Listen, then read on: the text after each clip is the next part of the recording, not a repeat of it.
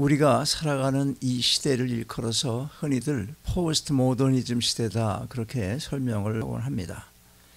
우리말로는 탈현대주의 혹은 현대성을 이탈하거나 비판적으로 뛰어넘어서 극복한다는 뜻을 가지고 있어요. 이 좁은 의미로 이 말을 사용할 때 그 해체주의라는 말을 사용하기도 합니다. 이 말은 현대주의를 표방하는 모든 것, 즉 서구 지성사회에서 계몽시대 이후에 찬양을 한 인간의 이성이나 과학성, 또 어떤 진리의 객관성이나 보편성, 그리고 합리성과 또 인간 중심 등에 대해서 과격하게 비판을 하고 그것을 해체하는 지적인 또는 예술적인 운동으로 말을 하기도 합니다.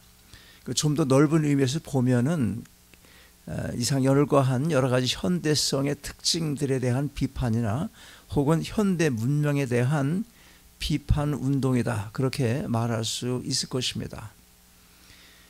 포스트 모던이라는 말이 문화 전반에 대한 언어로 사용된 것은 1956년 토인비의 역사가의 종교 이해에서였습니다.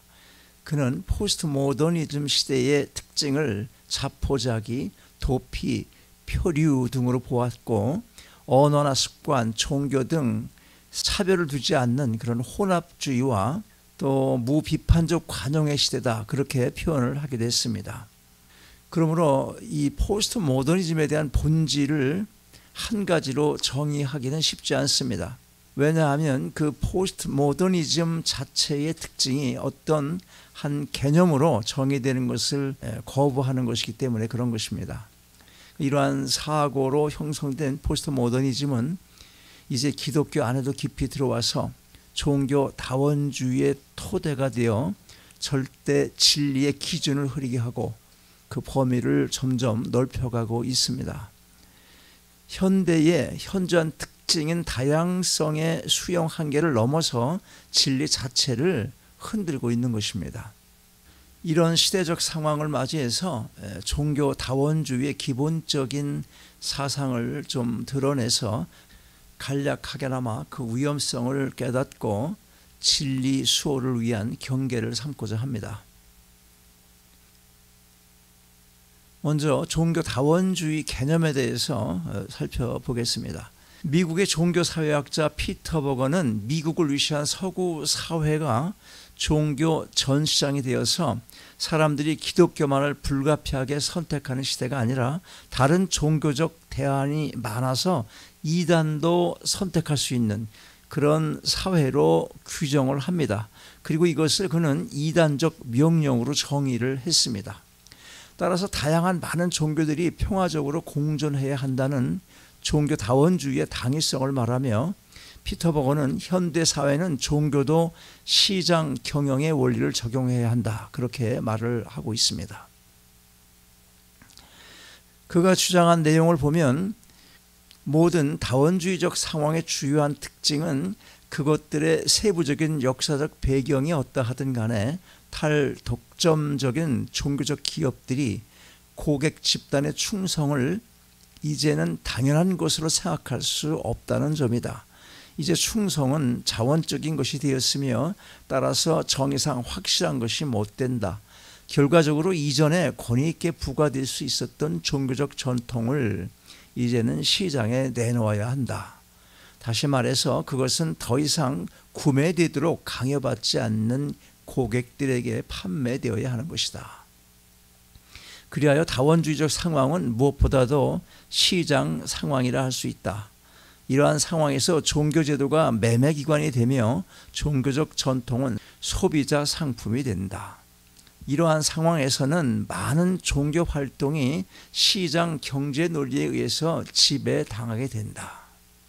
여기서 그가 말하고자 하는 것은 이제 종교도 시장 경제 논리에 지배를 당할 수밖에 없으니까 밖에다 내놔라. 그러면 소비자가 알아서 그것을 사도록 하라.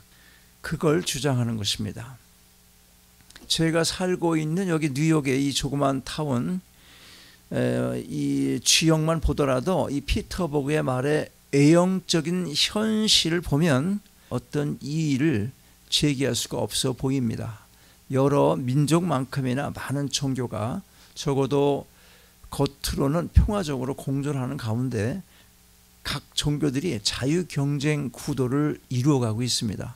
피상적인 세상의 가치관으로 보면 바람직한 다양성의 조화라고 할 만합니다. 그러나 이것은 다원화된 사회적 관점일 뿐입니다. 신학적인 관점에서 볼 때 상황은 달라지는 것입니다. 단순한 다양성의 공존이 아니기 때문에 그런 것입니다. 그러면 무엇이 문제입니까? 일반적으로 우리가 종교 다원주의를 말할 때 그것은 다양한 종교들이 그저 단순하게 평화적으로 공존하는 차원이 아니라는 데 있습니다.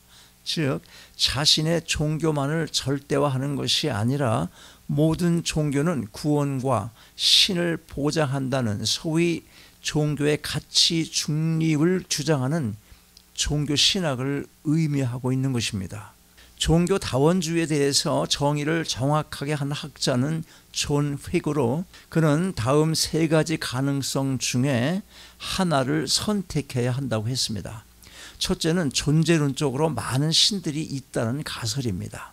둘째는 한 종교만이 하나님을 경배하는 반면 다른 종교는 잘못된 우상을 섬긴다는 가설입니다. 셋째는 하나님은 한 신으로 그가 만물을 창조하였고 만물의 주가 되고 다른 모든 종교는 궁극적으로 이 한 하나님을 섬긴다는 가설입니다.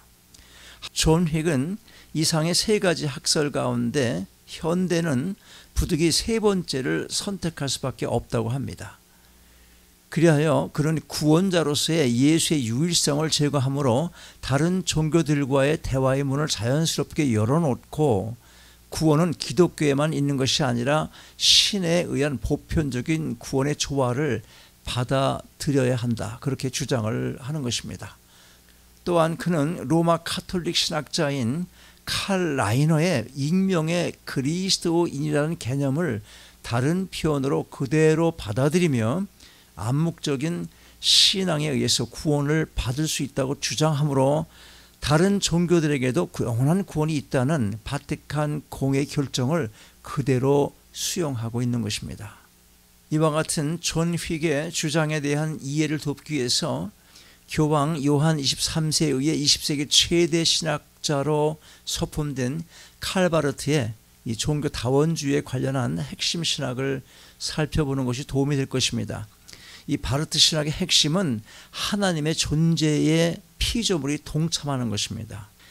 그에 의하면 하나님은 인간을 창조하여 교제하시기를 기뻐하십니다. 그리고 교제로만 그치는 것이 아니라 인간을 자기의 존재에 동참하도록 작정하셨습니다. 이 동참은 창조전의 영원에서 작정하셨으며 피조물이 하나님의 존재에 동참하는 것은 순전히 하나님의 작정에 의한 것으로 그분의 은혜입니다. 그리고 모든 피조된 인간이 하나님의 존재에 동참하도록 선택되었기 때문에 일부는 선택하고 일부는 유기한 것이 결코 아닌 것입니다. 바르트가 이렇게 주장을 한다는 것입니다. 문제는 바르트는 작정과 은혜를 말하면서 여기서 유기를 부정하고 있음을 알 수가 있습니다. 작정과 은혜는 사실 유기도 포함된 것을 바르트가 간과를 하고 있는 것입니다. 성경은 우리에게 믿음을 요구하고 있지만 인간의 이성으로 하나님의 사랑과 공의를 정의하고 제한을 하고 있는 것입니다. 당연히 유기를 믿지 못하는 그에게는 지옥 교리가 성립이 되지 않습니다. 한 걸음 더 나아가서 모든 사람이 예수 그리스도를 통해서 하나님의 존재에 동참하도록 예정되어 있기 때문에 예수를 믿거나 믿지 않거나 그에게는 상관이 없습니다.